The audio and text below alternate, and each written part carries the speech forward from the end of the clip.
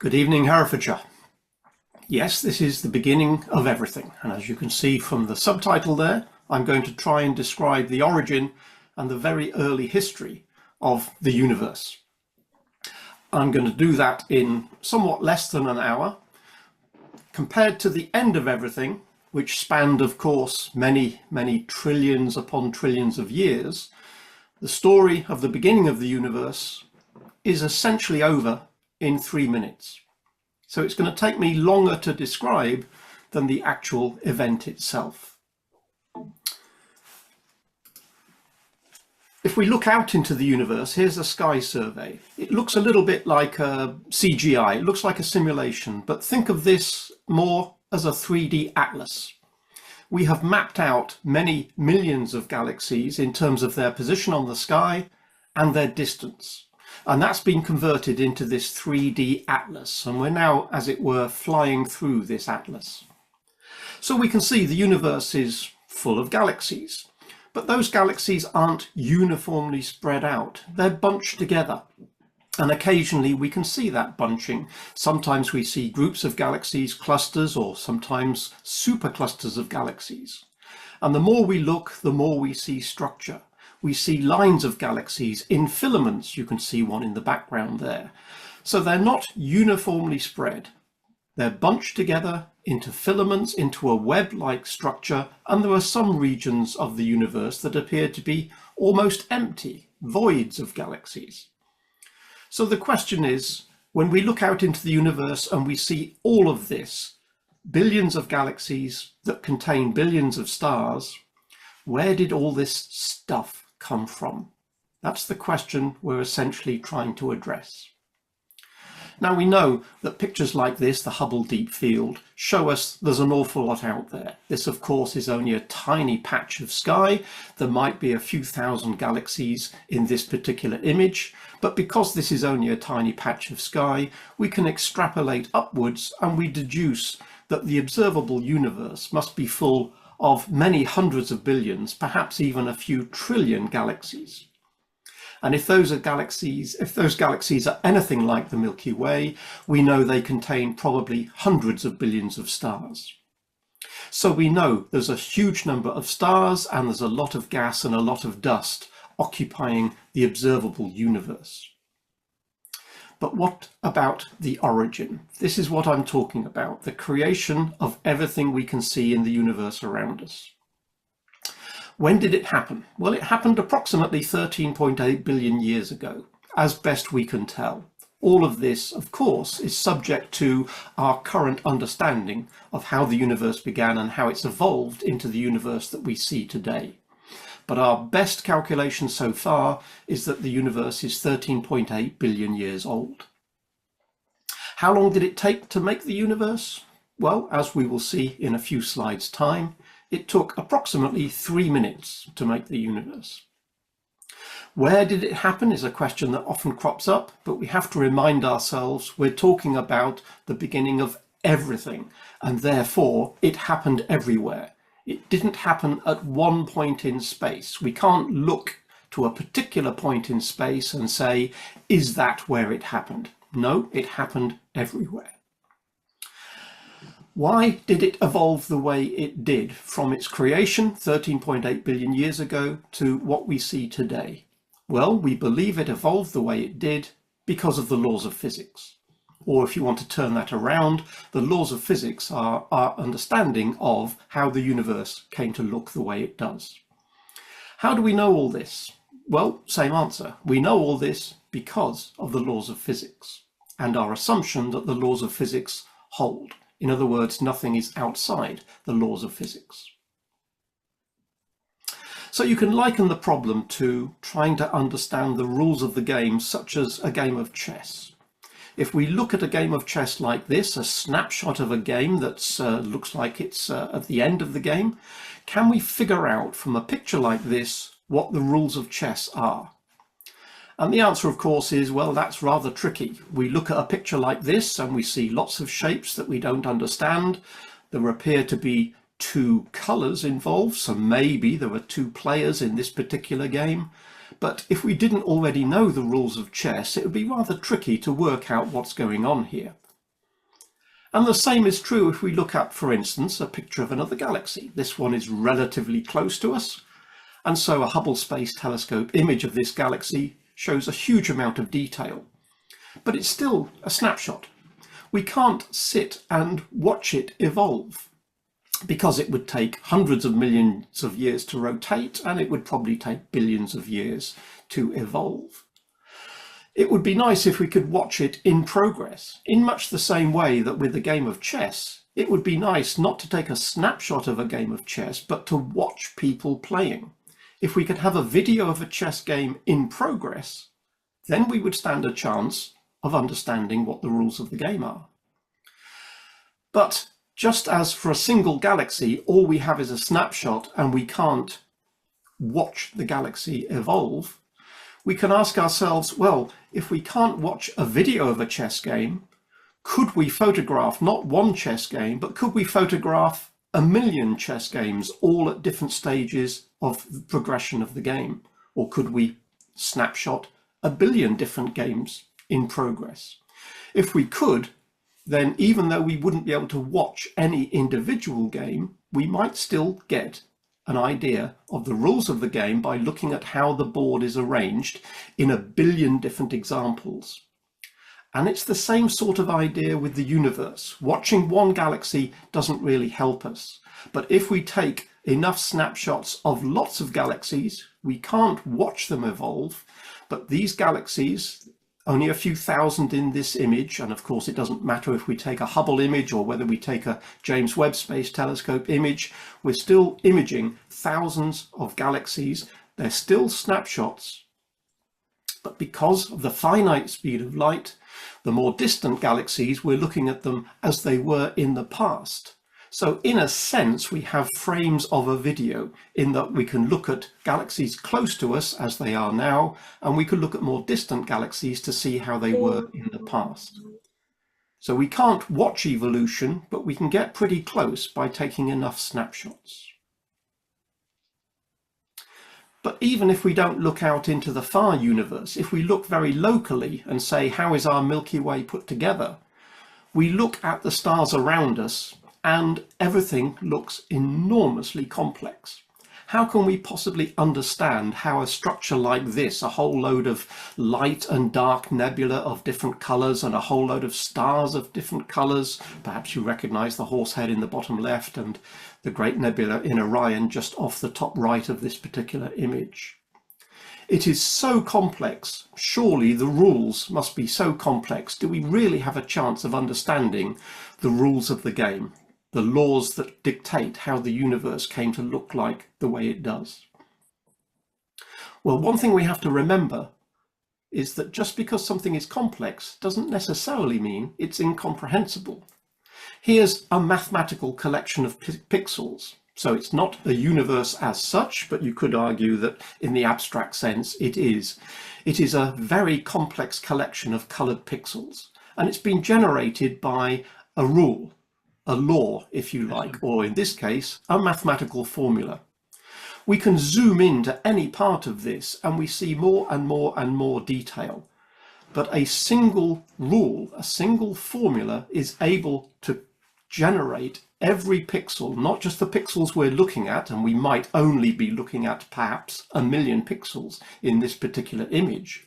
But we could, in principle, zoom in billions of times and still see more and more and more detail. You look at some of the detail here and you think, well, does it actually repeat? Because some of these motifs look very similar. Well, they are similar, but no, they never actually repeat. Every structure, every little swirl that you see here is distinct from every other swirl, in much the same way that every star in the galaxy might be similar to some of the other stars in the galaxy, but no two stars are the same. Similarly, no two features, no two motifs, no two swirls in this particular mathematical set of pixels ever reproduces. So if we have trillions upon trillions of pixels in this mathematical set, how complex is the formula that is capable of producing each and every pixel in this collection? Very simple. It's that. Z equals Z squared plus C is all you need to generate an enormously complex, you could argue infinitely complex, collection of pixels. So we come back to one of my favorite quotes of Einstein. Complexity and incomprehensibility are not the same thing. And you could argue, he does, the most incomprehensible thing about the world, and in this context we can take world as meaning universe, the most incomprehensible thing about the universe is the fact that it is actually comprehensible. Just because it appears to be enormous on a human scale, just because the length of time the universe has existed and possibly will exist into the future is unimaginable, that doesn't mean we can't comprehend how it came into existence, how it ended up the way it is now, and what might happen to it in the future. There's no particular reason why the universe has to be comprehensible to a particular species of monkey who came out of the trees a few 100,000 or a few million years ago. And yet, apparently, it is. So here's the flow of thought that these Homo sapiens, these monkeys that fell out of the trees, have actually put together in decades past. We've made observations, and we have observed over the last 100 years or so that galaxies appear to be moving away from each other. They all appear to be moving away from us, but that's just, as it were, an accident of perspective. No matter where we were in the universe, we think all galaxies are moving away from each other. That's an observation. So we come to the conclusion that the universe is expanding. We can also make other observations much closer to home. We can do experiments here on Earth that tell us how matter is put together, what atoms are made of, what neutrons and protons and electrons are doing to make up us and everything else we see around us. And we can do experiments in particle accelerators like the Large Hadron Collider, for instance, that gives us a better understanding of the building blocks of matter. And as far as we can tell, the building blocks that we see here on Earth presumably must be the same as the building blocks everywhere else. But we do have to make some assumptions. If we can understand the laws of physics that dictate how things behave on Earth, we have to assume that the laws of physics here are the same as the laws of physics anywhere else. If that wasn't true, that the laws of physics as we measure them in the United Kingdom are different from the laws of physics in Australia, or the laws of physics in Alpha Centauri, or the laws of physics in the Andromeda Galaxy, if they changed from place to place, we would have no chance whatsoever of understanding how the universe is structured. Similarly, we have to make the assumption that the laws of physics that we measure and attempt to understand now are the same as the laws of physics used to be and the same as the laws of physics will be in the future. Again, if we don't make that assumption, if we assume that the laws of physics can change from one day to the next, then anything we learn today does not tell us what happened yesterday and does not allow us to predict what's going to happen tomorrow. So we have to make this assumption that the laws of physics are immutable, simply because if we do not make that assumption, if we assume that they change depending on where we are, and they change depending on when we are, then we have no chance of understanding anything, ever. So those assumptions are necessary. If we put the observations together with those assumptions, we come to the conclusion that the universe was created in a hot, dense state 13.8 billion years ago and has been expanding and cooling ever since. We come up with that 13.8 billion years by combining our observation of what the universe is doing now with our understanding of how matter behaves. So the big question is, where did everything we see come from? When we look out into the universe, the observable universe is a sphere some 100 billion light years or so in diameter.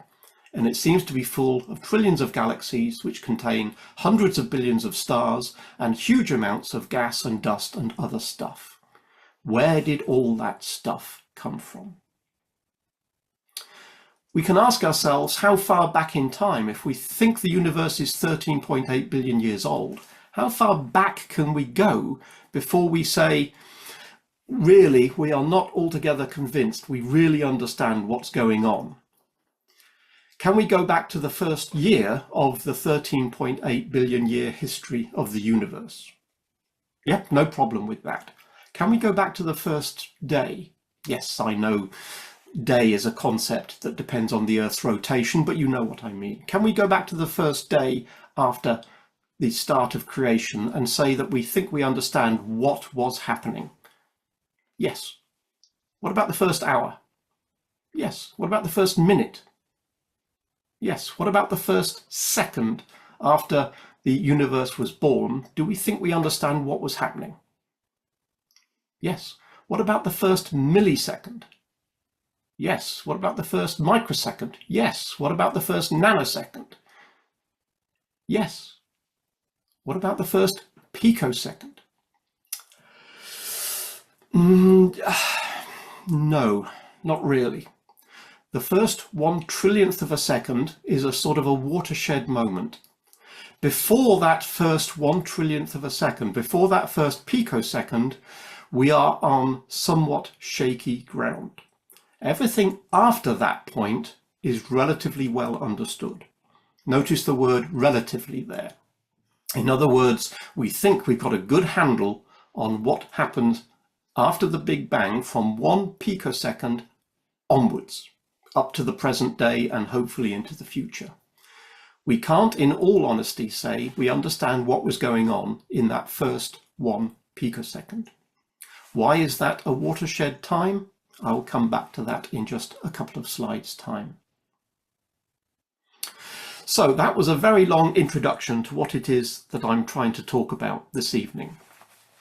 I'm going to show one slide covering a few basic ideas, some of which you're already familiar with, perhaps a few others you won't be, but we'll need to get that established to make sure we can make sense of what's coming next.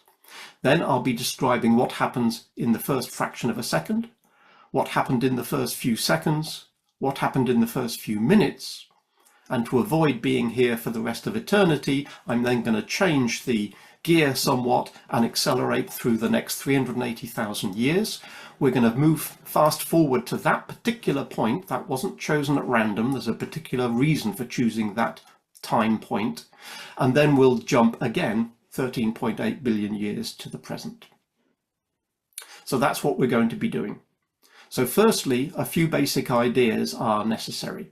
Now, the first one, I hope, comes as no surprise to any of you. We are made of atoms, and indeed a lot of the universe is made of atoms as well. Atoms are made up of a positively charged nucleus and a whole load of electrons buzzing around it.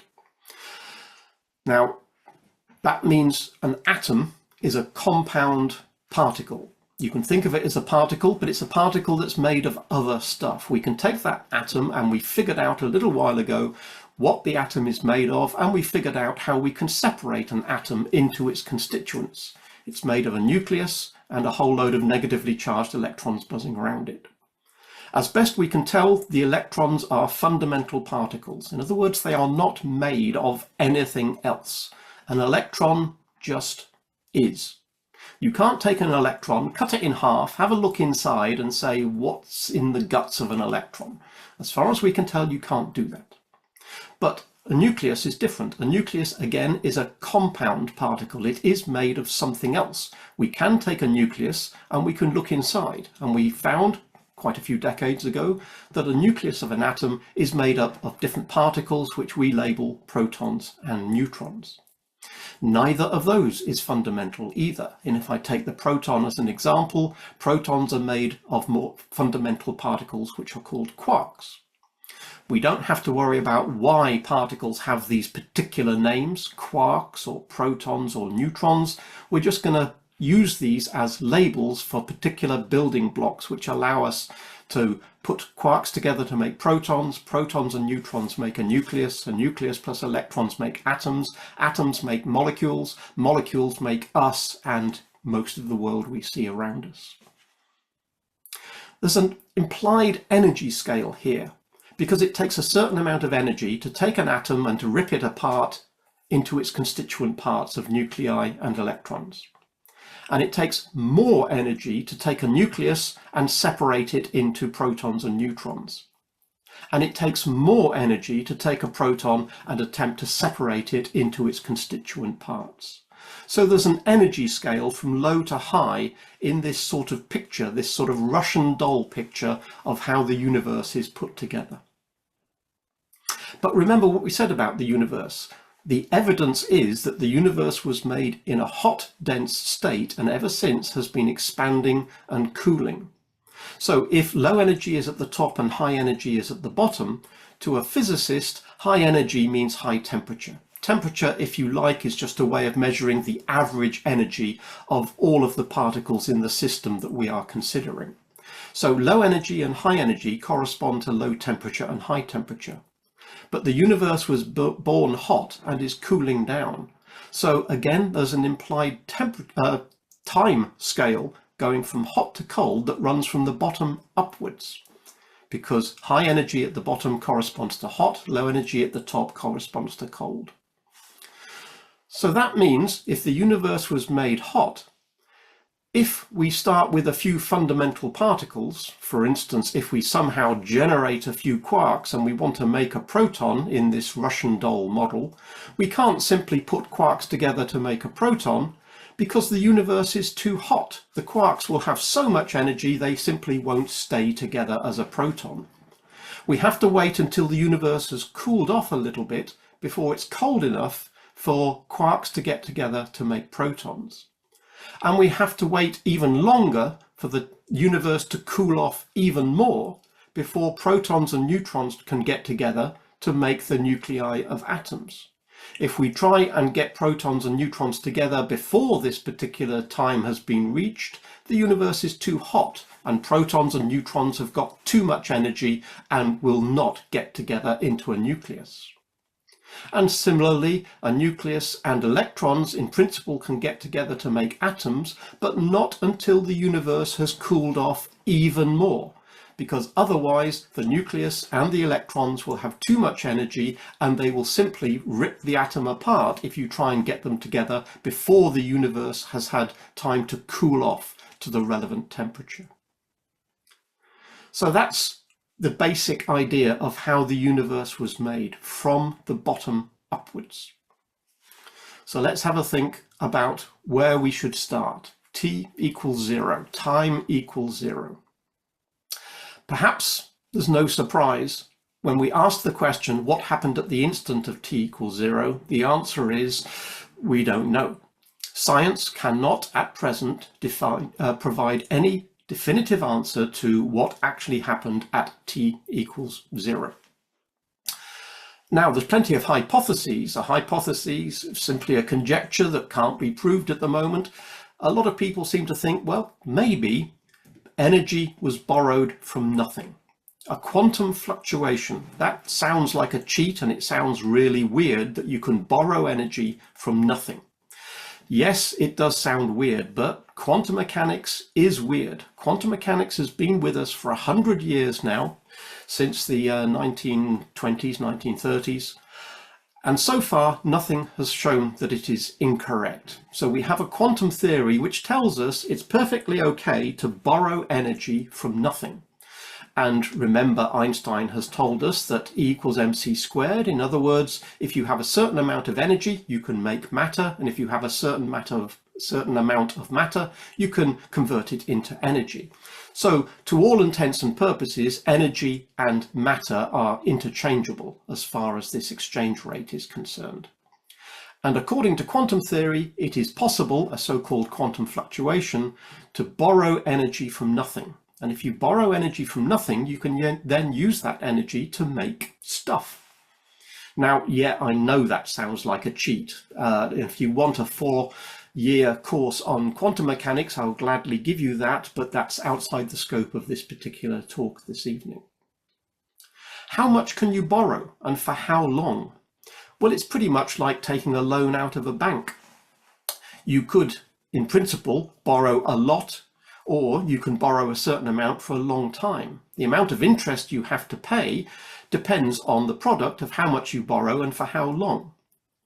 You can borrow a lot for a short length of time to keep the interest low, or you can borrow a little bit for an extended period of time to keep the interest low.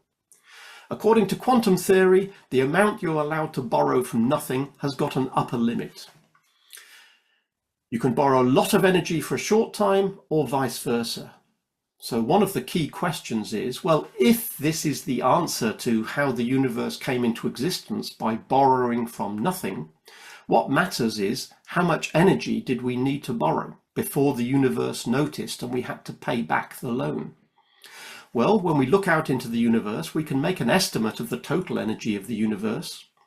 We can look at all of the matter that's out there and convert that to energy through E equals mc squared. And we can look at all the gravitational energy.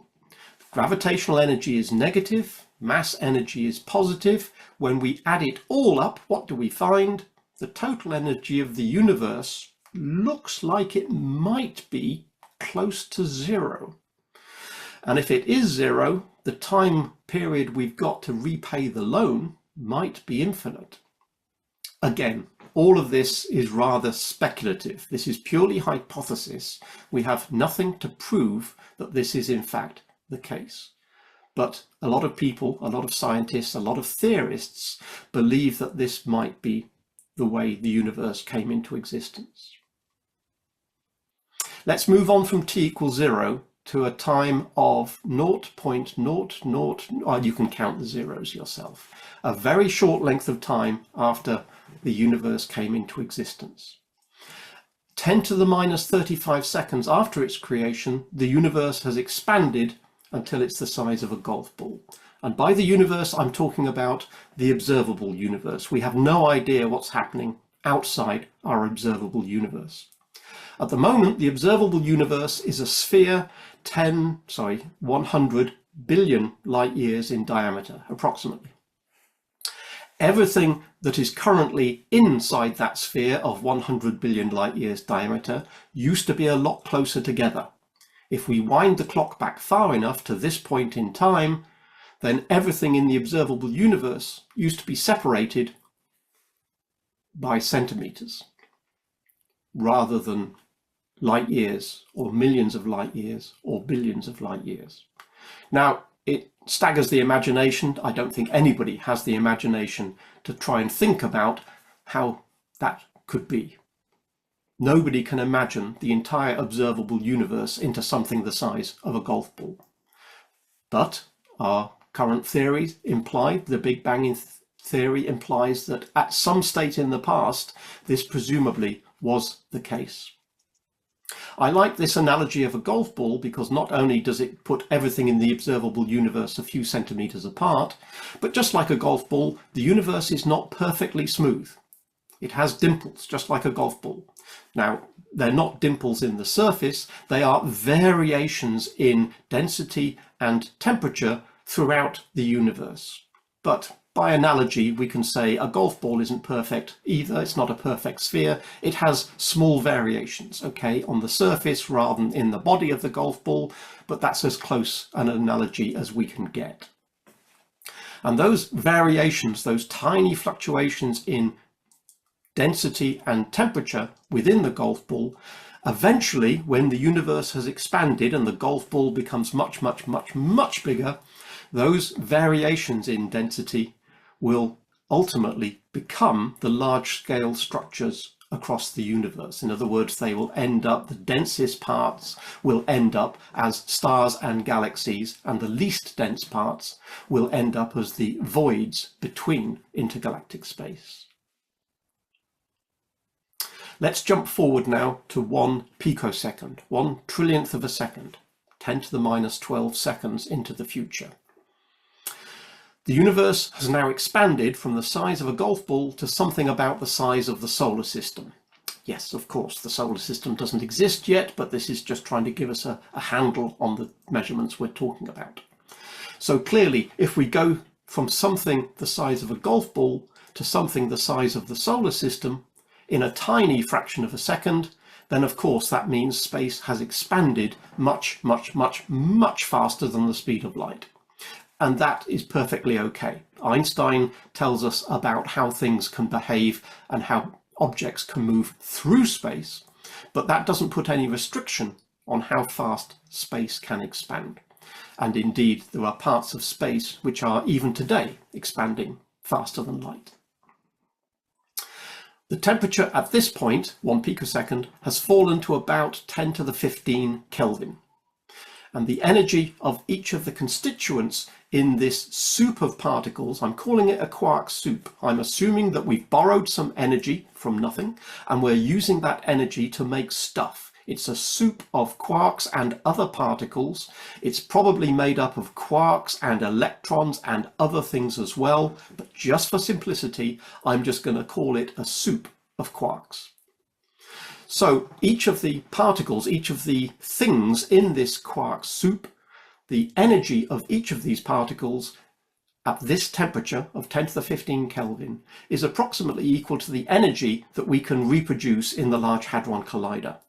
In other words, we can generate particles with these sorts of energies and bang them into each other and see what happens and start to understand what must have it been like at the particular point we're talking about here, 1 picosecond, at a temperature of 10 to the 15 Kelvin. And it's precisely because we can reproduce these energies and we can test our ideas in a particle accelerator. That's why this is the watershed time. From this point onward, the average energy of all the particles in the universe are less than the energies that we can reproduce in the Large Hadron Collider, and therefore we can test any idea we have about how we think things have been behaving. From this point onwards, we can test our ideas, and that of course is the core of science. Any theory produces predictions which must then be testable. Prior to this point, the energies were so high, we have no way of reproducing them. This point onwards, we can reproduce the energies, we can test our ideas. Matter and antimatter are continually changing backwards and forwards. Energy makes matter and antimatter, antimatter and matter can make energy. Whenever energy makes matter, it must also make an equal amount of antimatter. That's how we think it always works. If we want to make an electron, we make an anti-electron as well. If we want to make a quark, we make an anti-quark as well. Antimatter is just the opposite of matter in the sense of it's a particle with all of the same characteristics, all of the same properties, except the electrical charge is switched. So the antimatter equivalent of a negatively charged electron is a positively charged anti-electron, or a positron as we call it. And matter and antimatter are made in equal amounts. In other words, if we take a certain amount of energy, I don't know how to represent energy in a PowerPoint presentation, so I'm just going to label it as a big capital E. That's a certain amount of energy. And that energy can make matter and antimatter particles. Which ones? Really doesn't matter. It could make, okay, probably not an orange and an anti-orange. It could make a quark and an anti-quark. It could make an electron and an anti-electron. The point is, it doesn't actually matter which particular particles are being made here. If you make a particle of matter and antimatter, very soon after you make them, they will annihilate and produce energy again. That energy can then go on to make another particle of matter and antimatter. Not necessarily the same ones again, it might make something totally different. Probably not a hot dog and an anti-hot dog, that's very unlikely. It'll make some particle and its antiparticle. And that will go backwards and forwards and backwards and forwards, energy making stuff, stuff making energy, energy making stuff, backwards and forwards, backwards and forwards. But somehow, in this sort of era, matter gained a very small excess over antimatter.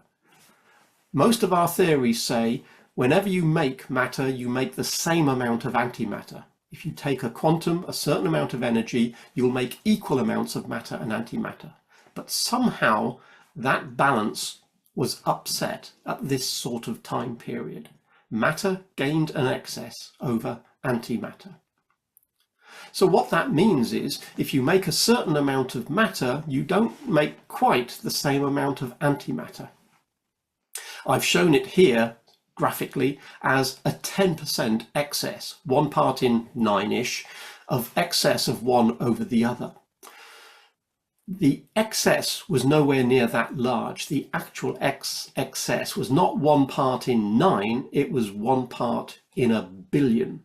So a tiny excess, but a rather important one, because each of the particles we can see here can annihilate with their equivalent to give you energy, and that energy would probably be in the form of radiation, gamma rays. So in other words, electromagnetic waves, light, regardless of which wavelength, let's not worry about that. It's light of one kind or another. But this piece of matter left over, this set of particles, this excess, doesn't have any antimatter to annihilate with. So it can't produce simply radiation. That is left over. So from this point onwards, we seem to be in a universe which is full of electromagnetic waves, i.e. light, and matter, stuff. You and me, and the Earth, and the Sun, and the Milky Way, and the Andromeda Galaxy, and every other galaxy we can see in the observable universe appears to be made of matter. And that is simply the leftover 1 in a billion bits that were left over because of this matter-antimatter asymmetry. We also deduce from this that for every particle of matter, there are a billion photons of light. And that ratio of matter to radiation does appear to be what we see in the universe around us. We're now moving forward to 1 millisecond. Matter and antimatter continuing to pop into and out of existence, back and forth and back and forth. Once the universe has cooled off to this particular point, after 1 millisecond, it is possible for quarks to get together and make protons and neutrons, because protons and neutrons are made from constituent quarks. Remember, up till now, the universe has simply been too hot for those quarks to get together and make protons and neutrons. Now, the word proton and the word neutron are just labels. If we have a bag of 3 quarks that look like the left-hand side, we call that bag of quarks a proton. If quarks to get together and they form a bag of 3 quarks that look like the right-hand side, we call that bag of quarks a neutron. I'm not going to go through the details of why they're coloured red, green and blue. I'm not going to go through why they are labelled U or D. All that matters is a particular collection of quarks is called a proton and a different collection of quarks is called a neutron. And if quarks can annihilate with antiquarks and generate energy, which then generates more quarks and antiquarks, then in principle, these quarks can change into each other, which means protons can change into neutrons and neutrons can change into protons, because they are simply different combinations of those quarks. Let's go forward to 1 second after the instant of creation. The universe is now approximately 1 billion Kelvin. That might sound really hot, but bear in mind that's not so much hotter than the core of some really big stars. It is now too cold. Only 1 billion Kelvin means that it's too cold for protons and neutrons to readily swap backwards and forwards. We could do that when the universe was hotter, but now the universe has cooled off a bit. It's difficult for protons to change into neutrons and vice versa. Now, protons, which I'm labelling in this particular talk as little red objects, and neutrons, which I'm labelling in this talk as little blue objects, are not the same mass. Protons are a little lighter than neutrons by about 0.1%.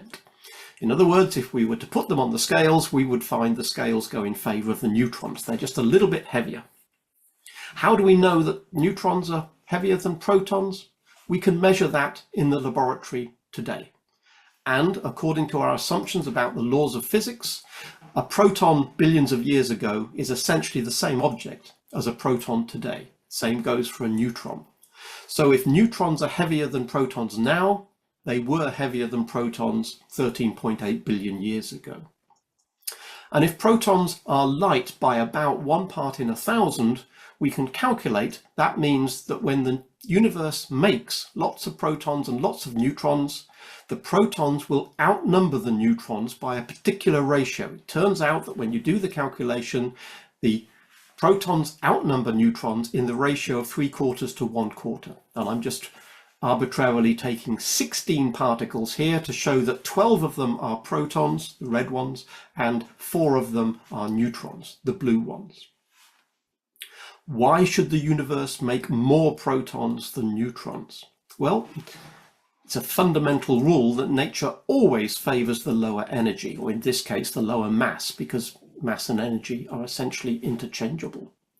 One way of thinking of it is that if the universe has free rein to make as many protons and neutrons as it likes, well, protons are lighter, so they're easier to make, so it'll make more of them.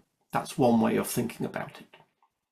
So the full calculations tell us that we would expect this particular ratio. We're now moving from 1 second to a few hundred seconds, in other words, a scale of a few minutes or so. Neutrons are unstable, and some of them will decay into protons. Again, how do we know that? Because we can do the experiments here in the laboratory. We know that if we take a neutron isolated from all of its neighbors, that neutron will spontaneously change into a proton on a time scale of typically 10 to 15 minutes or so. So neutrons will change into protons. It's a fundamental law that we've discovered recently meaning decades. We know that happens, and according to our assumptions about the laws of physics, if it happens now, then we can assume that neutrons in the past would have been unstable and some of them will have decayed into protons. So that means the ratio has changed. Rather than 3/4 to 1/4, in other words, 12 red to 4 blue, the ratio of protons to neutrons has now changed because some of the blues have changed to reds. So in this particular picture, 2 of the blues on the right have changed to reds. So now we have 14 protons for every 2 neutrons. And that is sort of frozen in now. The universe is too cold for that to change, because they are now going to start getting together. The universe is now cool enough for them to start getting together. The universe is 100 million Kelvin or so. It is possible for protons and neutrons to bind together. Now they do that in a particular way because we have found that one of the most stable structures that exists between protons and neutrons is this one that I'm holding up. 2 protons and 2 neutrons can get together to form an alpha particle, or if you prefer, the nucleus of a helium atom. So 2 reds and 2 blues will want to marry up and make one of the most stable structures in the universe, an alpha particle, or otherwise known as the nucleus of a helium atom. But you notice that of the numbers we're talking about here, once 2 blues have married up with 2 reds, there are no more blues left. So we're left with 12 bachelors who can't marry up to any neutrons because the neutrons have been absorbed by that alpha particle.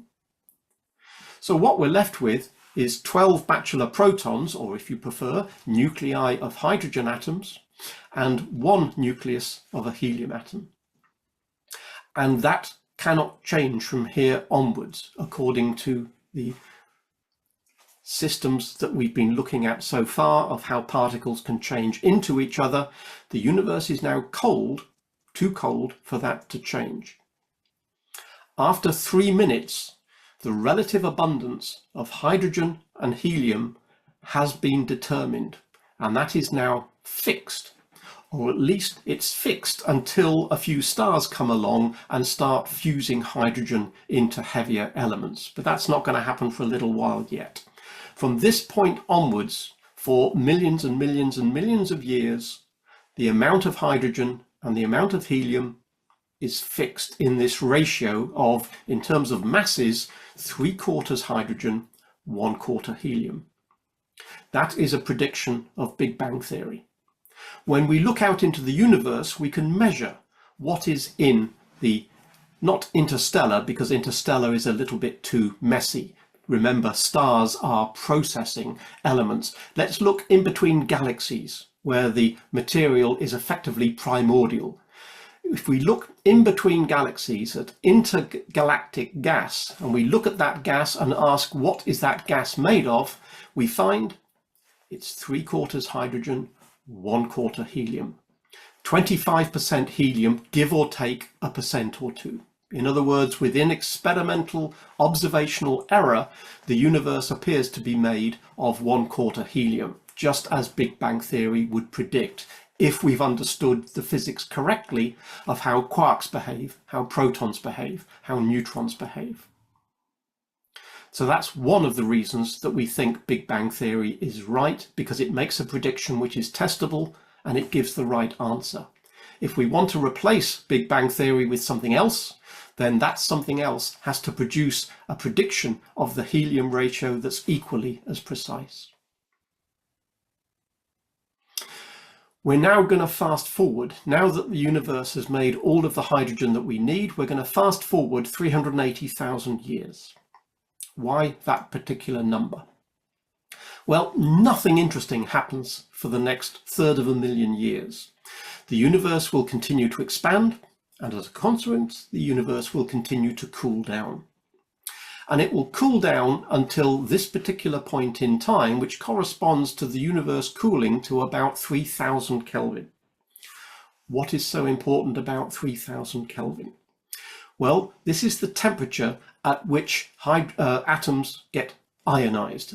In other words, if we were to take hydrogen and helium and heat them up to much higher temperatures, we would strip the electrons off these atoms. Turning that argument around, until we get to this point, the universe is too hot for atoms to form. But once we reach a temperature of about 3000 Kelvin, which happens, it has been calculated at this particular time point, 380,000 years after the Big Bang, at this particular time, the universe is cold enough for atoms to form. In other words, nuclei can hang on to the electrons, and so atoms can exist for the first time in the history of the universe. So the universe changes from being a lot of separate positive and negative ions, positively charged protons and negatively charged electrons that are still floating around in that quark soup. The universe changes from ionized plasma to a collection of neutrally charged atoms. And for the first time in history, the universe becomes transparent. Up till now, any light, and remember there's a lot of radiation pinballing its way around inside this plasma, up till now the light has found it difficult to travel through the plasma. It's been effectively trapped in the plasma because of the positive and negative charges that exist. But now the universe is neutral. It's made up of neutrally charged atoms, it's transparent, and so the light is released. The light can now fly around the universe unimpeded compared to what was happening in the previous 380,000 years. And we see that light today, the light that was released once the universe became transparent. At the time, when the universe was 3000 Kelvin, any object that's at 3000 Kelvin is going to be radiating white hot. There's going to be a huge amount of visible light coming out of this object. And we see that light, but not as visible light, because the universe has expanded in the time since this era that we're talking about. The universe is now 1,000 times larger than it was back here. And if the wavelengths have been stretched 1,000-fold, what do you get if you take visible light, whose wavelength is of order microns? If you stretch it by 1,000-fold, you end up with light whose wavelength is of order millimeters. That's what we call microwaves. So the ghost of the Big Bang is the cosmic microwave background, if you like, the echo of the Big Bang. The light that was released when the universe became transparent is now visible everywhere in the sky as the cosmic microwave background. This is an image of the entire sky unwrapped and laid flat, and it's essentially the same temperature, or if you like, the same intensity, which is equivalent in all directions, but there is a tiny variation. So in this particular map, higher intensity regions are shown in red and lower intensity regions are shown in blue, but they are tiny variations, only tens or hundreds of parts per million. It's only a small variation on a background glow that appears to be coming from all directions. And this mottled effect that we can see, these fluctuations in temperature, which is the same in a sense as fluctuations in density, where did those fluctuations come from? They are, if you like, the result of the dimples in the golf ball. The golf ball that we talked about, the cosmic golf ball in the early slides, the small variations in temperature and density of the early universe. The universe has expanded until it was much, much, much larger, but those small variations are visible in the cosmic microwave background. And that's precisely why a number of people are studying in great detail the cosmic microwave background, the CMB. It's not perfectly smooth. The small variations tell us about those dimples in the golf ball, and trying to simulate how we get from the dimples in the golf ball to the galaxies we see in the sky, computer simulations are able to track that by saying what happens if we were to apply gravitational pull to all of those small variations in density. Can we understand the galaxy structure that we see in the universe around us? So a great deal of attention is being paid to those variations in the cosmic microwave background, because that gives us a handle, it gives us a probe to the very early universe. We can see how those dimples in the golf ball actually give rise to variations in the galaxies we see around us. Remember, the dimples in the golf ball imprint themselves on the cosmic microwave background, and we can run a simulation to see how that results in galaxies. So we can take not the entire universe, but we can take a small chunk of the universe and fill it with matter and imprint a small variation of density and temperature. Perhaps you can see that this particular square isn't perfectly uniform. There's a little mottling in the background because we've introduced a small variation in density in a chunk of the universe here. And we're going to run a simulation. The URL at the bottom of the slide here tells you where you can find more about these simulations. This simulation is going to start with a large chunk of matter and then let gravity do its stuff for a few billion years. And what we see is that gravity is going to grab a hold of some of these denser regions and make them even more dense. So the bright spots that you can see forming are getting denser and denser and denser as gravity is pulling on these dense regions and making them even more dense, which is where stars and galaxies and clusters of galaxies are starting to form, these white blobs that you can see. Notice that this simulation shows that not only do we start to form stars and galaxies, but those galaxies actually aren't uniformly spread throughout the entire simulation. They seem to want to cluster together in these filaments, in this web-like structure. And some regions of the simulation appear to be almost devoid of any white dots, indicating that there are voids where galaxies don't seem to form. Remember the slide with the fly-through that we had early on in the talk? This is pretty much what we actually see. If we map out where galaxies are in our immediate neighborhood of a few million galaxies around us, we find that those galaxies around us do form this web-like structure. They're not uniformly distributed throughout space. They cluster together, they form filaments, and there are gaps between those filaments. If we were to look at the immediate vicinity of the Milky Way, this is just literally just the local group.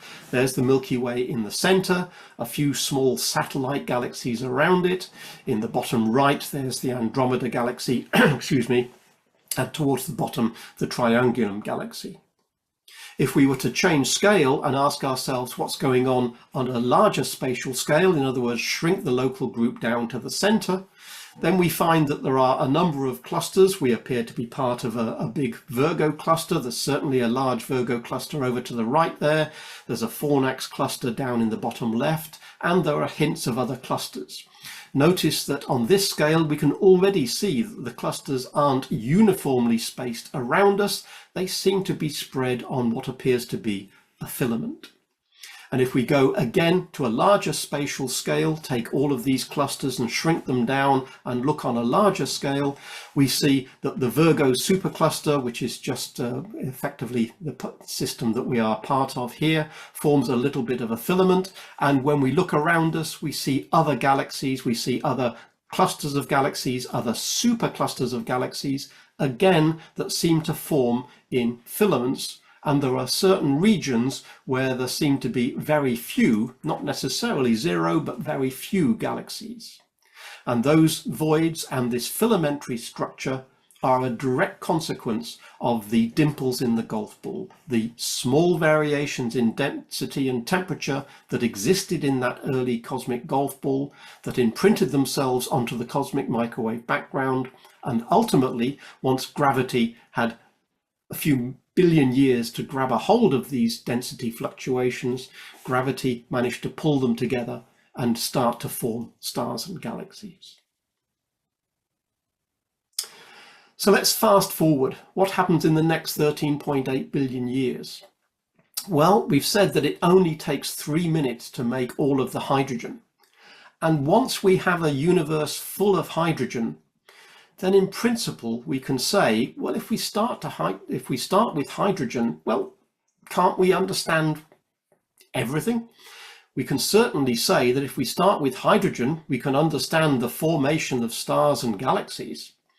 And if we can understand the formation of stars and galaxies, then when stars form, we can start to understand how planets form, and we can understand trees and mountains and snowflakes and rainbows and cats and okay, perhaps not cats. I don't think we'll ever understand cats, but we can understand most things. Yes, there are still some details to be worked out. We have to understand some of the details of exactly how we go from a universe full of hydrogen atoms to a universe full of galaxies. Simulations help us understand how one ends up looking like the other. And if we reduce it all, for the sakes of a summary, reduce it all to a rather silly timeline here with the fraction of a second on the left and billions of years on the right, what we've said is that the universe came into an existence at a time we don't really understand. It expanded until it was the size of a golf ball, and if we did borrow energy from nothing, that energy was used to make lots of particles, quarks and electrons. Let's just call it a quark soup, lots of different quarks being made. Once the universe was colder, those quarks could get together to make protons and neutrons.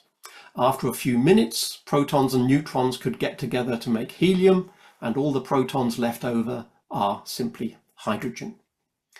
If we fast forward to 380,000 years, that means the universe is cold enough for the atomic nuclei to grab hold of the electrons that are also in the soup and make atoms. The universe becomes transparent and the light is released, and we see that as the cosmic microwave background. We're still a little bit in the dark, if you'll excuse the pun, about the dark ages. After the hydrogen was made, we don't know quite how long it took to make stars. If you start with hydrogen and let gravity do its stuff, then it appears that you will make stars and galaxies. But how many millions of years did it take after the hydrogen existed before the first stars were born and the first galaxies started to exist? We know what the galaxies look like now, but when were the first stars and the first galaxies? Presumably in that first billion years or so. But did it take 100 million years, or did it take 200 million years? Well, that's precisely why telescopes like the James Webb Space Telescope are looking back in time to redshifted galaxies that are this sort of age to try and find those first stars and those first galaxies. Then at least we will have an idea of how those hydrogen atoms first formed into stars and galaxies. Simulations tell us it will happen, but we're not absolutely sure of the timescale on which that will happen. We need observations to tell us when those earliest stars formed. And of course, we can't claim that we understand everything. We've taken a lot of the pieces of the jigsaw over the last 100 years or so, thanks to quantum mechanics, thanks to general relativity, thanks to observations of the universe around us.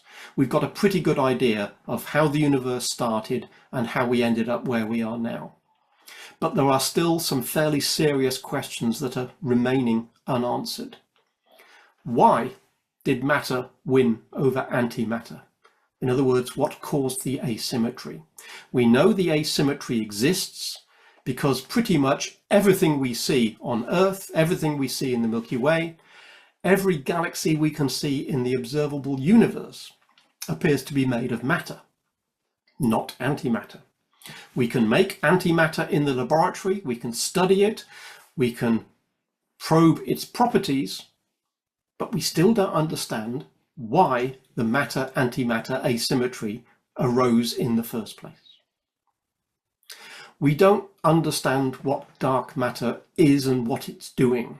It seems to be causing the galaxies to rotate at a speed which is not what we would expect by looking at what's all the stars doing, what are all the gas and the dust. In other words, adding up all the luminous matter doesn't seem to account for all the matter that exists. And also, when we look at the expansion of the universe, it seems to have started accelerating in the last few billion years. We attribute that to dark energy, but we don't really understand what dark energy is. So in this talk, I've been talking about the beginning of everything, but I've tried to make it clear that everything in this context means everything that we can see. When we look out into the universe and we see gas and dust and stars and galaxies, we add that all up and we asked, where did that all come from? But everything is not everything that we can see. All the ordinary matter in the universe appears to account for only 5% of the total content of the universe. The other 95%, the dark matter and dark energy, that's still a bit of a mystery. But as they say, that's another story. Thank you for listening.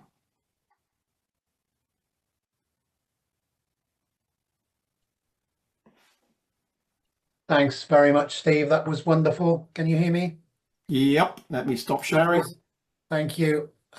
Be prepared to share again because I'm sure we'll, but let's start. It's always difficult with a Zoom, but let's start with a reaction. Let everybody please, as you think fit, let's a resounding virtual round of applause for Steve. Thank you very much, mate. Thank you. Wonderful, as ever. Beautifully illustrated. Fantastic. I loved your sense of humor. Yeah, I share your incomprehension with cats, certainly.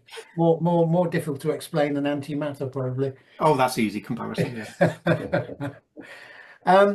Yes, wonderful. Thank you very much. I'm sure some people have some questions, but in time-honored fashion, I'll begin with one of my own and then hand over to the floor. It's kind of double question, really, and it really it's about this notion of asymmetry. It's a theme throughout the talk. You have the asymmetry of the slight, very, as you explained, very slight favoritism, if you like, towards matter. Towards matter rather than antimatter, giving rise to matter in the first place. And then you have this asymmetry of the distribution of the said matter, in that we get this lumpiness and this non-homogeneous universe in which we get filaments and stars forming galaxies in lumps and clusters and superclusters, etc. I suspect these two are not necessarily related because what they are different things. We're talking about the balance between matter and non-matter, and then given that there's matter, it itself becomes asymmetric in its distribution. But if you wind that clock back towards the Big Bang, particularly first of all, the distribution of the matter, the further we compress the universe and go back, is it not reasonable to suppose that it was more and more homogeneous? Or did it not have a chance? Are we saying that right from the start, there was an imbalance in some way that made this inevitable? Because it intuitively, as a non-scientist, I would think that the more I compress something, the less room there is for something to be amorphous or asymmetric or heterogeneous. It's going to be more regular and uniform. So if you could just elaborate a bit on how this these asymmetries we think they came about, or do we not know?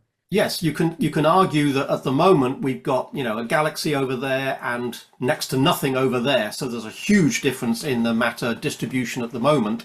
And yes, you could say that when we had a golf ball, it must have been relatively uniform. But the point is there must have been some inhomogeneity. If you start with a completely homogeneous material, you can't spontaneously generate galaxies. So it's simply an observation. If the observation is galaxies exist, there must have been some small, regardless of how small, there must have been some small inhomogeneity in the first place, which then got blown up by the action of gravity. So the thinking is, well, it doesn't need to be that large. It can be ridiculously small when it's the size of a golf ball, because gravity has now got a few billion years to tug on that and start exaggerating those differences. So we think it's a purely statistical thing, that quantum fluctuations will give rise to small variations. You can't expect a quantum fluctuation to be absolutely uniform. And we can't prove any of this, but it's thought that if you take a statistical fluctuation, they in principle could be large enough, even though they are tiny, they could be large enough such that given 13.8 billion years of history, it's enough to make galaxies. Yeah, so I'm mixing analogies here, but you could almost equate it to a kind of cosmic butterfly effect. It's that sort of thing. It's also a sort of anthropic principle. If we are here now, this must have been the way it was. Because if you say, surely it should have been uniform, well, if you say it should have been uniform, then we have no explanation as to how we're here talking about it. And just as a corollary to that, with the imbalance of the matter, a very slight imbalance, if we were to assume just for one moment, imagine that it had been completely balanced and they cancelled each other out. Does that preclude a universe, or does it mean that we could have still have a universe but with nothing in it? It would be a universe full of radiation. Yes, but nothing else. It depends what you mean by nothing. It would be a universe occupied with all of the photons we see now. Remember, matter is only 1 part in a billion of what we've actually got at the moment. Take the matter away, you've still got a billion photons. So you would just end up with a universe full of light or full of photons and nothing else. Yeah. So presumably no life. Fascinating. Yeah. Mind-boggling. I'm still trying to get my head around that. Yeah, again, you come back to the conclusion that we don't understand the matter asymmetry, but it must have been there. Otherwise, how can we explain that we're here talking about it? Yes, it's a teleological argument. Yeah. Okay, I'm going to throw it open to the floor. Fascinating stuff. Who's got a question for Steve? I'll kick off, if Thanks, I may. James. With the matter and antimatter particles, are they equal mass? So I'm given a quanta, if that's the right term, of energy that's converted into these supposed equal numbers, but actually not equal. Yes. Do they actually, is the mass of those matching particles equal? Yeah, theoretically, a particle should be exactly the same mass as its antiparticle. We are currently, I say we, scientists, not me, are currently investigating whether or not that's the case. For instance, they have recently measured the mass of a proton and the mass of an antiproton, and they appear to be the same to within 1 part in a billion. So that's not proof they're the same, it's proof that they are very, very, very, very similar. And it might be that we ultimately find a very slight difference between matter and antimatter, but at the moment it looks like they are the same. And it's just the charge that's opposite. Correct. Neil, go ahead. You're so polite, Neil. You've raised your hand. Yes, I'm sorry, I'm a bit odd. Thanks very much. That's a really clear and brilliant presentation. We really enjoyed it. Thank you very much indeed, Absolutely. Steve. I just had, it's basically 2 questions really. One, there's a question about what your opinion is of inflation, and I've sort of forgotten where it fits. Was that before the golf ball or between the golf ball and the picosecond solar system? And that's question 1. And question 2 is, either way, when you think about a golf ball with all the mass energy of the universe, or a solar system with all the mass energy of the universe, you might think, oh, that has to become a black hole. but I expect that's probably a mistake because it's presumably fairly smooth and it has this really flat space-time, so it's got a balance of positive and negative energy, so it doesn't, I presume, but that's just a question. Yeah, okay. First point, inflation. I sort of deliberately didn't exactly sidestep it, I just refused to talk about it, but the inflation is how you get to the golf ball. So inflation is if you start from a point and then you double it and double it and double it and double it and double it 60 times or something, then you end up with something the size of a golf ball. So there's an enormous difference from something that's effectively point-like to a golf ball. It's arguably a much bigger difference than going from a golf ball to 100 billion light years. So inflation is a hypothesis as to how you get here. But remember, nothing on this side of the picosecond is testable. Inflation is simply a way that we say, well, it must have done something. If it was a fluctuation from a point, it must have got to this point, and we think it could have got to this point after 10 to the minus 35 seconds. But the mechanism, and once it got there, why did it stop? If this was a rapid inflation that got to this point and then it slowed down, why was it rapid? Why did it slow down? Why that particular time scale?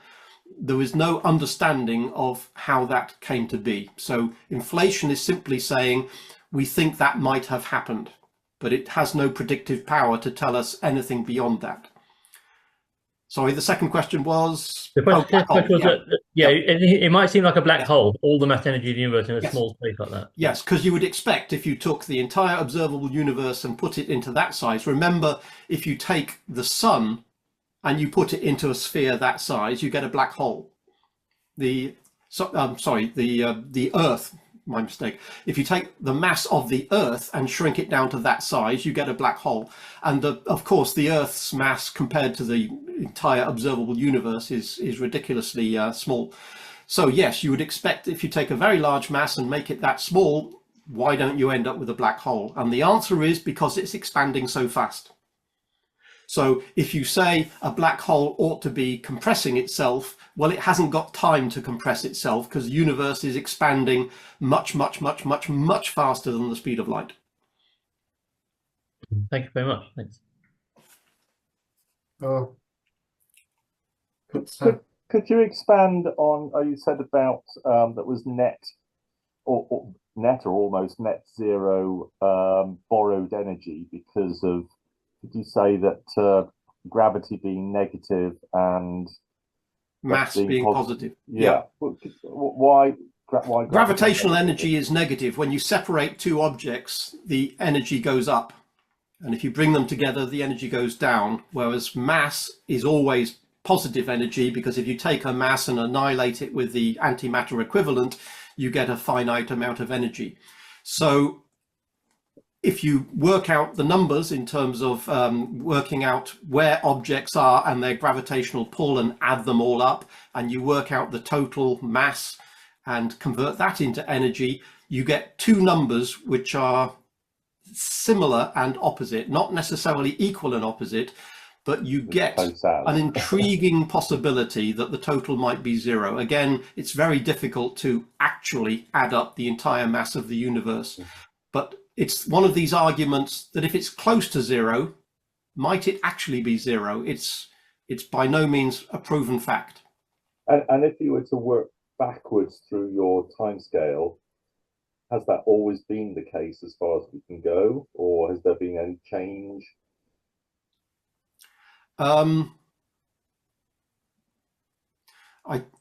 It is not. Again, I think the answer is we don't know, because it's not even obvious whether we can apply good, honest to God rules like conservation of energy. We're used to the idea that when we look at things on Earth, or we look at how planets behave, or we look at how stars behave, we're used to the idea that energy is conserved. But it's not altogether obvious when you're talking about the universe as an entity, whether or not the total energy is necessarily conserved. So even if now the total gravitational energy balances the total mass energy, it's not really obvious whether that necessarily applies to the golf ball. I think we're in no man's land there, where we don't really understand that well enough. And how does entropy come into the whole equation? Does that Entropy changes, and some people have argued that that's how you can make some sort of prediction about how the universe is going to come to an end, by thinking about what entropy is doing. But even the great and the good disagree as to what the consequences of that are. You know, people like Hawking and people like Penrose don't agree on the consequences of thinking about an entropy argument, rather than thinking about what's the matter, what's the energy. Thank you. Anybody else? I think I missed it along the way. Where did the electrons come from? But did they come into being around the time of your quarks and things? Because I got to my plasma. So my plasma must have had the nuclei and the electrons whizzing about. If you borrow energy, you can make matter and antimatter. It doesn't matter what the matter and antimatter actually are. It could be quarks, it could be electrons, it could be a whole load of other things. So yes, electrons will have been made in what I call the quark soup. I just called it that for convenience, rather than calling it the quark and electrons and other stuff soup. So the quark soup is all sorts of particles, including loads of quarks and load of electrons, and probably a shed load of other particles as well. Thank you. I've got a question. Yeah. You seem to imply, Steve, that the sort of boundary that we got with this 1 picosecond is based on sort of the current energy densities we get from like the LHC. Yeah. In our understanding. Now, obviously, there's plans to build the, I don't know what they call it now, the super FCC. LHC. Yeah. Does that really push us back much further, or to really get a real deep understanding of 3 picoseconds, we'd need an accelerator as big as the universe, kind of thing? You're right. It's all incremental. If we increase the energy by a factor of 10, we push the picosecond back to a fraction of a picosecond. And even if it gets us to a femtosecond or whatever, does that actually help us? Well, we don't know. We don't know whether the physics we find when we push that back even further will simply be more of the same, or whether it's something dramatic is revealed and we suddenly have aha, that's what happened before the picosecond. It is literally the unknown territory. It is literally, we don't know until we look. Good. The right answer.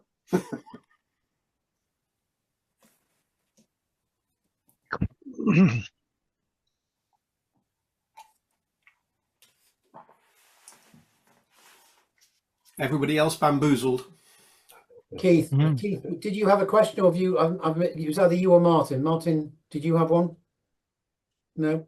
I think we both had questions that have been answered now, Okay. Chris. I I have got one other one. Yeah, go ahead. Go ahead. I can't remember my physics from that long ago, but the bit about the neutron is that it only decays if it's in isolation. Yes. The 13 minutes or wherever it is. But if it's is it because it's in a gluon C or something? I can't remember quite why. If it's only, I'm a little bit fuzzy on the details of that. We know that in a nucleus, if it's in a structure like that, that is stable because the interaction of the 2 protons and the 2 neutrons is such that it keeps that structure stable. Yeah. Exactly why you can get away with saying neutrons in this soup beforehand will change before they form that structure, because you would assume they'd be fairly close to other things. I think that's the point you're trying to make. Yeah, and I don't understand the details of quark gluon physics well enough to be able to answer that. Yeah, no, that's and likewise, is there any factor regarding? I mean, it seems to have been disproved now that the concepts of proton decay. I mean, the number keeps getting pushed to the right. I think it's at 10 to the 32 years now. I think, it's getting ridiculous that it doesn't sound like it's a plausible item. But a few years ago, it was a hot topic that protons could decay. Yeah, and in the end of everything, I mentioned the fact that after 10 to the 36 years, if they are going to decay, they will have done so by that point, which changes how the universe will evolve in the future, but it doesn't have any bearing of what's happening, because as you say, 13.8 billion years is a tiny bit of time compared to the proton lifetime. Yeah. Okay, cool.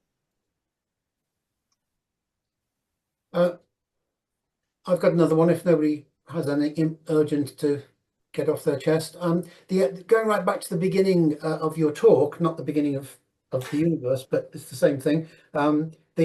The notion of everywhere and nowhere, the idea that we can't in the present universe say, well, it began there or over there or up there. I think most people get that concept. It's the sort of expanding fruitcake idea, isn't it? That all the currents in the cake are moving away from each other equally, and there's no center, sort of thing. But sort of, you would think that the further you go back again and reduce the size of the universe, it's kind of coming, Hubble's classic extrapolation going back to show an infinitesimally small point, kind of points to somewhere. But am I right in thinking that if we go back to the golf ball, which is a great analogy, that we can't really say that's where it started, that golf ball, because the golf ball isn't, as it were, on a fairway or in a bunker, because there is no fairway or bunker. It's not relative to anything, and it's still everywhere within the golf ball. It's just that the golf ball itself is only a golf ball. Yeah, and remember, this is only the observable universe, Yes, not necessarily everything. We don't know what's happening just outside the golf ball. But the first point is the most relevant one, is that the assumption of, did the Big Bang happen over there? Because that's what my graphic indicated. It happened in the middle of the screen. That assumes space exists. Yes. And you're standing out of space and looking back at the creation of the universe. And that doesn't apply, because space and time are all inside the golf ball, not we are outside here looking at the golf ball coming into existence. Yeah. Nevertheless, you've just said that we don't know what's outside the golf ball. You're kind of half implying that there is the. I mean, are you saying we don't know again? There could be something out. Is there something beyond space and time? Is that what you're? The observable universe is nothing special. It just happens to be the limit of our understanding at the moment. Yes. 100 billion light years. There's nothing magic about that number. It's just that's what the observable universe is at the moment. And all of that 100 billion light years used to be that sort of size. But if we ask where would a galaxy be that's 200 billion light years away, well, that will be another 3 centimeters away. Assuming what's outside our observable universe is fundamentally no different from what's fundamentally inside our universe, and there's no reason to assume that. 100 billion light years is simply the limit of what we can see at the moment, and the limit of our ability to say we think we know what's going on inside that sphere, but we have no idea of what's going on outside that sphere. So our observable universe, if for one moment we could be inside that golf ball, we could be sentient beings with telescopes, as it were, inside that. Just run with it for a moment. Within the golf ball, the observable universe is the limit of the surface of the golf ball. Yes. Are we saying that we would observe that universe up to the edge of the golf ball, but we would perceive it as centimeters? Or are you saying we'd still perceive it as billions of light years? I'm a little confused now about the measurement scale within the golf ball. Are we saying that the golf ball is truly just a few centimeters across? It really is a golf ball. I'm saying all the matter, all the stuff that is currently inside the observable universe used to be a lot closer together and was separated by all of the other stuff that is currently in the observable universe by a few centimeters. Yes. But as to how far could we see, as you say, we can't ask that question because we can't see. And you have to then think about the speed of light and other things. Yeah. Because if it's only that size, how long does it take light to cross an object that size? And it is expanding faster than the speed of light. So the limit, the horizon, is receding from us much faster than we can possibly observe. Yes. That's one of the great sort of, not exactly paradoxes, but it's one of the things that's very difficult to figure out now, is it is still possible to see galaxies that are receding from us faster than the speed of light. And that's one of those things that just doesn't seem to make any sense. If a galaxy is receding from us faster than the speed of light, how come we can still see it? And you would have to apply those same arguments even if they were much closer together. Yeah, well, I guess the light from such galaxies has had time enough to reach us, but where it is now, as with all objects in space, they are not where they perceive to be, but it's now moving it. We infer and extrapolate from that it's moving faster than the speed of light with expansion. But what we see is the residual light from the object before it escaped from, No, you know, no, it can be receding from us faster than the speed of light when the light left, really. and still receding from It'll us get to us faster in than the speed time of light when the light because arrives. It is it's still, had sufficient time to reach us. Yeah.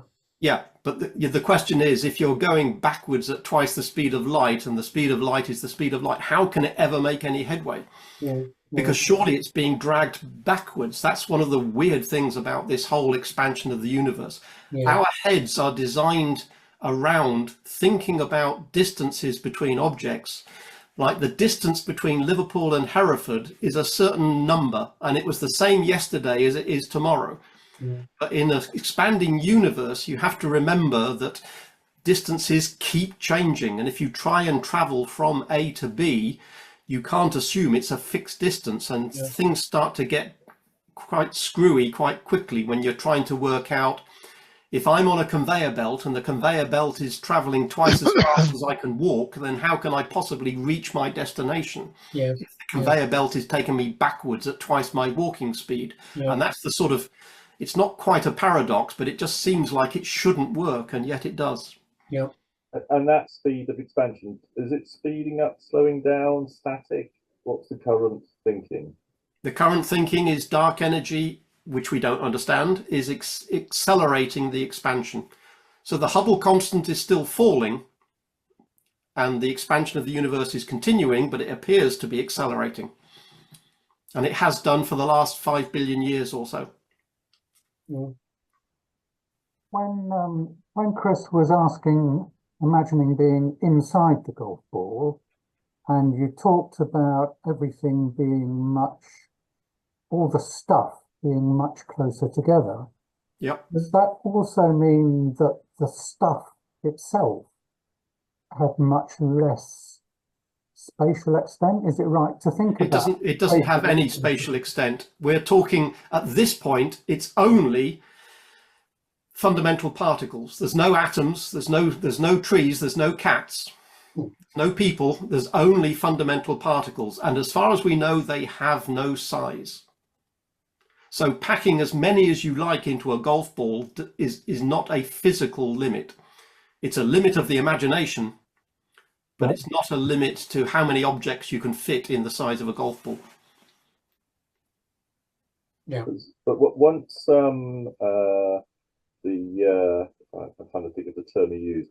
Once it was transparent, the universe was transparent. Has effectively, because it's expanding and the speed of expansion is increasing, does that imply that the density is going down? Yes. The acceleration is not much on a grand scheme of things. The acceleration is there, but it's not making a big difference. I imaged a quasar during the lockdown. I imaged a quasar which was moving away from us at 2.2 times the speed of light when the light left it. It's now moving away from us at 1.7 times the speed of light, and it hit a minimum of 1.5. So the universe started slowing down from 2 to 1.5, but recently it's been picking up from 1.5 to 1.7. So it's made a difference, but it hasn't made a huge difference in the rate of expansion yet. Yeah. One final thing, Steve. You showed us the famous deep field Hubble image, and you did briefly mention the JWST, but I don't know when you wrote and you probably update them anyway, but have you any comment on recent discoveries and claims by those looking at JWST images? Has it fundamentally changed? I keep hearing claims on YouTube that our entire understanding of the cosmogony of the universe has to be changed. Anything you've said tonight, is anything changed by what James Webb has revealed? Just remember that 90% of everything on YouTube is rubbish. That's a good Yeah, way I'm to not, start. yeah, I don't mean literally. So James Webb has got back to a redshift of 14 as of a few weeks ago. And a redshift of 14 corresponds to about 300 million years after the Big Bang. So it's finding stars and galaxies 300 million years after the Big Bang, which is earlier than people originally thought. Because a lot of people said, well, it's going to take at least 500 million years or more for stars and galaxies to form and black holes at the center of galaxies to become supermassive black holes. And so it is definitely the whole process of making stars and galaxies appears to have started earlier than people thought. So yes, they've got to come up with a reason why galaxies and stars were made so quickly. As soon as you make the hydrogen, it seems like stars and galaxies come along almost immediately. And that was a bit of a surprise. Not necessarily we have to change every physics textbook in existence, but we have to think about how we can make stars so quickly. Yeah. So yes, a lot of scratching of heads, a lot of rethinking, not a question of throwing it away and start again. Okay. Steve, I don't know whether I missed it, but you, in your talk, you didn't mention multiverses, Correct? but I'm fascinated that you're holding one golf ball.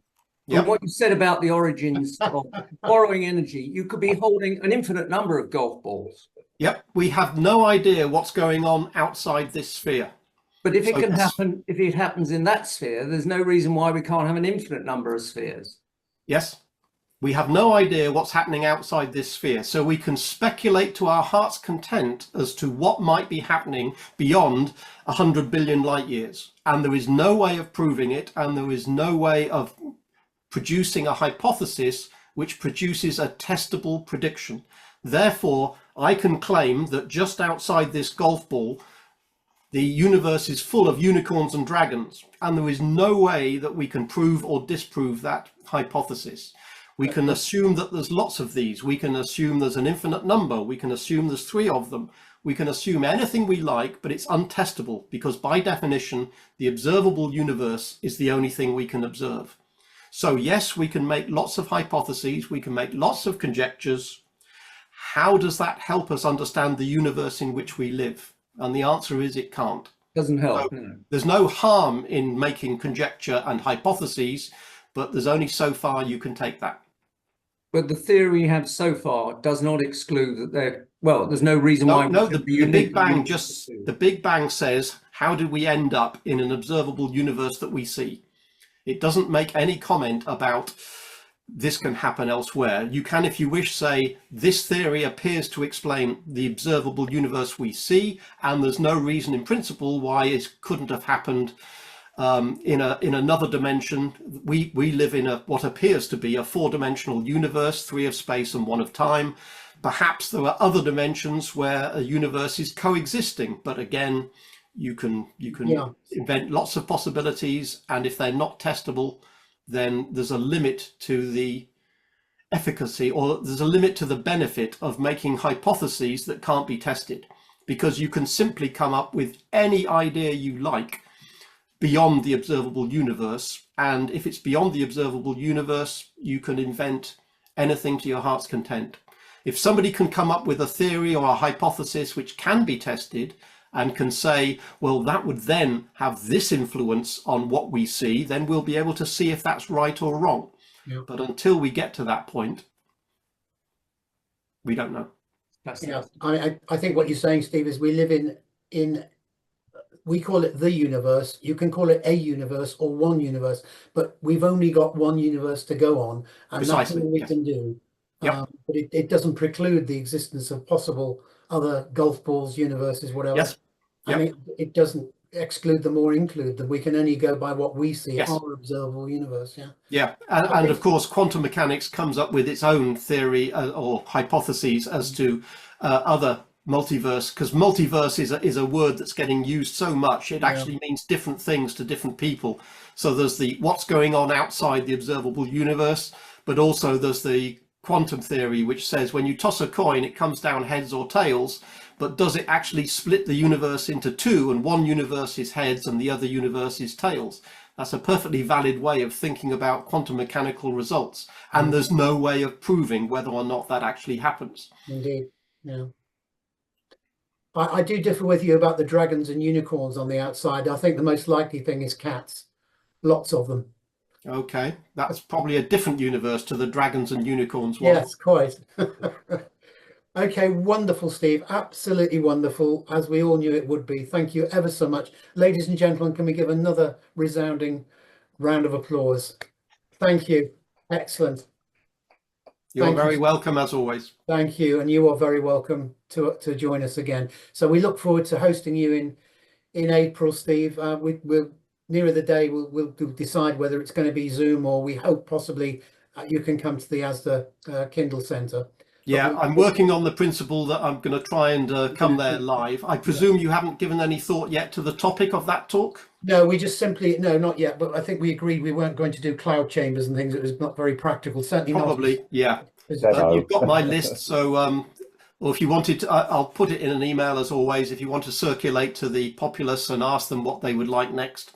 Yeah. Okay, well, thank you very much, everybody, for attending. Really wonderful. And I'll see you all next month. I'm going to go outside and play with my 18 inches. Yep, me too. Yeah. Take care. Sounds like a good idea. Yeah. Good night, everybody. Bye. Take care. Thank you. Bye-bye. Cheers. Bye. Thank you. Bye. Bye-bye.